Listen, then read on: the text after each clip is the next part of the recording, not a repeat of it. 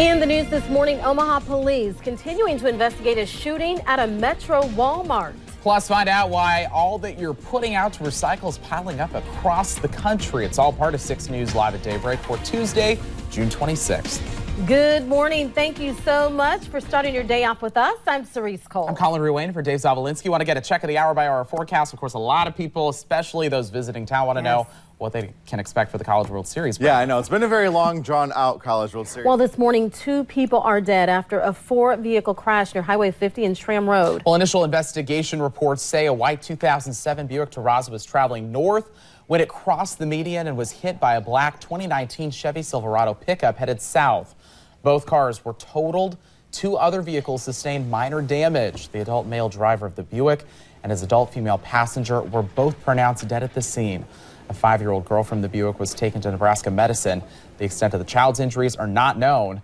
The adult female driver in the Chevy was taken to Bergen Mercy Hospital with serious but non-life-threatening injuries. One suspect behind a recent shooting at his bond set in court on Monday, Jamil Phillips, faces 2 counts of first-degree felony assault and 2 weapon charges. It all stems from an incident at the Kroc Center near 27th and Z last week. 2 people, Zachary Glasgow and Matthew Brendan, were found suffering from gunshot wounds. Eventually, Phillips was arrested along with 2 others. Julio Roman also faces assault and weapon charges. Richard Orris was booked as an accessory. See them both right there. Monday, Phillips's bond was set at $500,000. Of lightning, too. And last night's wet weather means yet another rain delay for the College World Series. Game 1 of the finals was supposed to be played last night. As you likely know by now, it's been postponed until today at 6 p.m.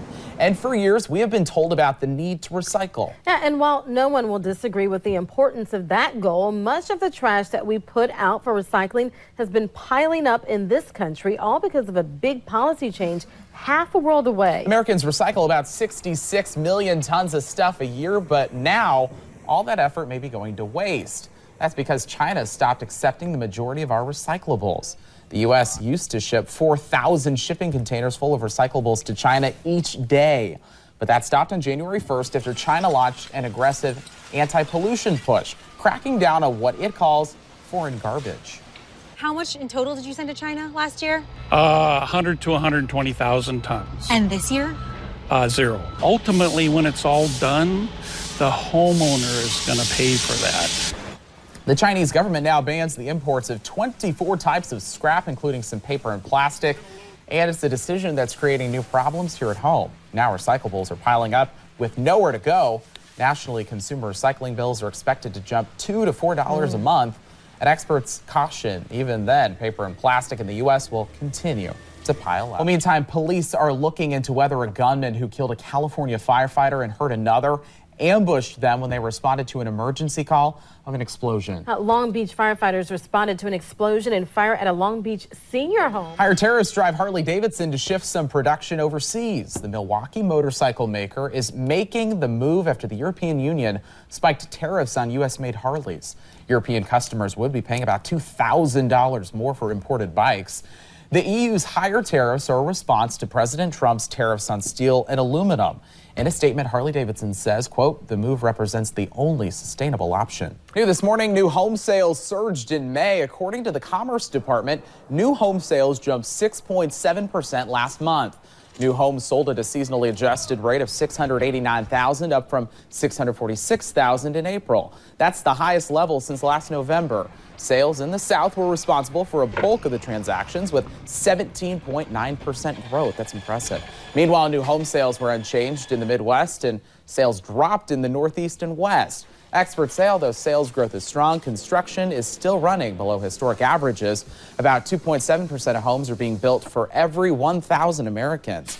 Also new this morning, a new survey finds the Walt Disney World tops in attendance. More than 20 million people visited Walt Disney World's Magic Kingdom last year. That's according to the Themed Entertainment Association's 12th annual index. The report ranks the top theme parks, museums, and water parks worldwide. That's based on guest attendance overall. 150 million guests visited Disney venues around the world. The Louvre in Paris was the most visited museum in the world, no surprise, last year with more than 8 million visitors. In the news this morning, a special enforcement has already begun cracking down on fireworks in Omaha. Plus, more local ash trees could get the axe after new reports of the emerald ash borer in our area. It's all part of Daybreak for Tuesday, June 26th. Good morning. Thanks so much for joining us on this Tuesday morning. I'm Collin Ruane for Dave Zawolinsky. And I'm Cerise Cole. Had a little rainfall overnight. Let's check in with meteorologist Brad Studling. Managed to cool us down a little bit, Brad. More local ash trees could get the axe after new reports of the emerald ash borer in our area. It is a very devastating insect, and no tree has natural protection against it. In Iowa, the ash borer has been around since 2010. This month, 4 more counties were added to the list of places where the insect lives. Potawatomi County is one of them. Ash tree owners in the area have a decision to make now. It's a big decision on whether the tree is healthy enough, first of all, to sustain long-term treatment. So you want to get it inspected and then make the big decision on whether it's good for your landscape to keep and budgetary-wise as well. The cost of treatment depends on the size of the tree, from $8 to $10 per inch of diameter of the tree. 6:34 right now. Police say a man living at a Long Beach, California retirement home set a fire, then waited with a gun for firefighters to arrive. A fire captain was killed. Andrew Spencer reports the other 2 shooting victims are expected to survive. Thomas Kim was being held on $2 million bail. Police are still looking into that motive. Just a heartbreaking story. You know, a lot of people can really feel the emotion, especially those who worked with him. For sure. 6:35 right now. When it turned to 6:41 right now, flooding concerns are affecting campers at NP Dodge Park. Campers were told they had to leave the park by 8 p.m. last night. An already swollen Missouri River is expected to fill up at least another few feet the rest of the week. Meantime, a look at the hour-by-hour forecast. Meteorologist Brad Sugden is here, and you've been rattling off multiple spots that are dealing with a lot of those issues this morning. Yeah, now Plattsmouth just crossed over into minor flood stage. Check those tickets. A $1 million Powerball ticket was sold in Nebraska, but officials say no one has claimed that prize. The Nebraska Lottery says the ticket was sold at the Fresh Start convenience store in Alliance.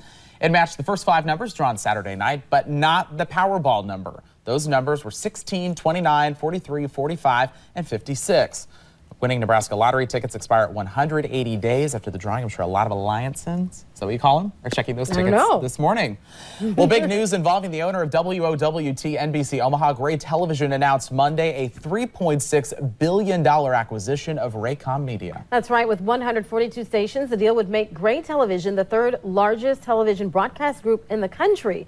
Gray TV management expects the deal to be finalized by the end of the year. Thank you. 6:51 now, taking a live look at the I-80-680 interchange. This is a view to the west.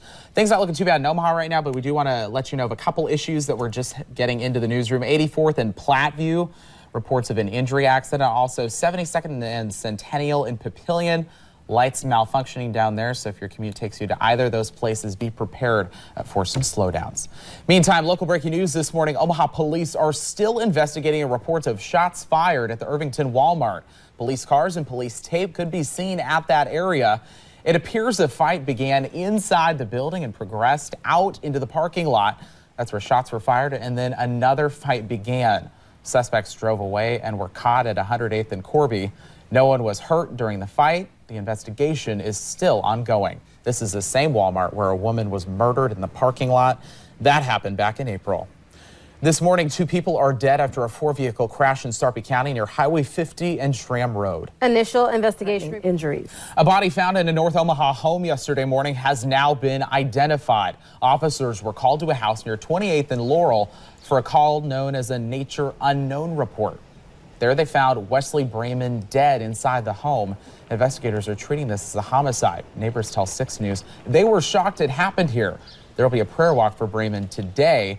If you have any information about this incident, call Crime Stoppers at 444-STOP. Human rights activists, faith leaders, and educators will hold a rally in El Paso, Texas today, protesting migrant family separation policies. They plan to demonstrate across the street from a United States District Courthouse where cases of children and families will be heard this morning. After the rally, the group will board school buses to deliver books, clothes, and supplies to kids being held at detention camp tents in Tornillo, Texas. Cloudy as of now, Collin and Cerise. All right, thank you so much. That is going to wrap Daybreak for us this Tuesday morning. You're heading out the door. Get your latest hour-by-hour forecast and traffic on KFAB's Morning News on 1110 KFAB. Yep, we are back at 7:26 with Today in the Heartland. We hope you have a wonderful day, everybody. WOWT 6 News is everywhere. Download the WOWT 6 News app today. Available in the App Store and Google Play.